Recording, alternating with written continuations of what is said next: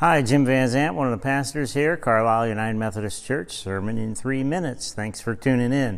You know, it's hard to believe, but it's been 21 years since the film Saving Private Ryan was released.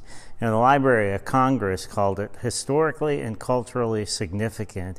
If you've seen the film, you probably know what I mean, and if you haven't seen the film, you probably ought to look at it.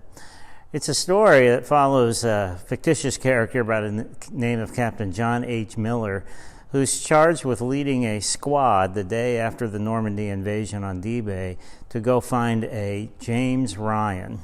Now, James's 3 brothers had been killed in previous action in the World War II conflict, and the Defense Department deems that it would be absolutely cruel to the Miller family to lose a 4th. So the squad has this special mission to find and save Private Ryan. The movie is about what happens as the squad moves to find Private Ryan. They lose one of their own on the way, which prompts them to ask the question, why are our lives less valuable than that of James Ryan? And they deal with other philosophical questions in their mission. When they find James Ryan, he's dug in with his platoon in a small French town that's awaiting the imminent attack from the German army. James Ryan won't leave his platoon, so Captain Miller makes a very unpopular decision with his squad and decides to stay and fight alongside him. During the battle, the captain is mortally wounded, and there's a famous scene on the bridge following the battle. Allies win the day. Famous scene on that bridge when Captain Miller, just before he takes his last breath, tells Private Ryan to earn this. And if you're a viewer of the film, you know exactly what that means. You know, we've been looking at the book of Philippians, and Paul writes a very heartfelt letter to the Philippian Christians. And he begins one of his verses, verse 27 of chapter 1.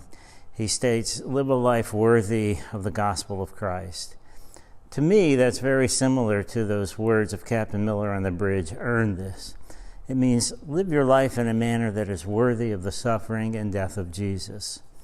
And so the question is, are you living a life worthy of the suffering and death of Jesus? Have you earned your new life in Christ? It's a difficult question, and most of us get uncomfortable a bit when we consider the answers, for we know all too well what we have done and not done. Our tendency would be then to withdraw or go into our cave to take us away from even other Christians in the community. And yet Paul urges the Philippian Christians to stand firm together because we all stand in need of the same means of grace of Jesus.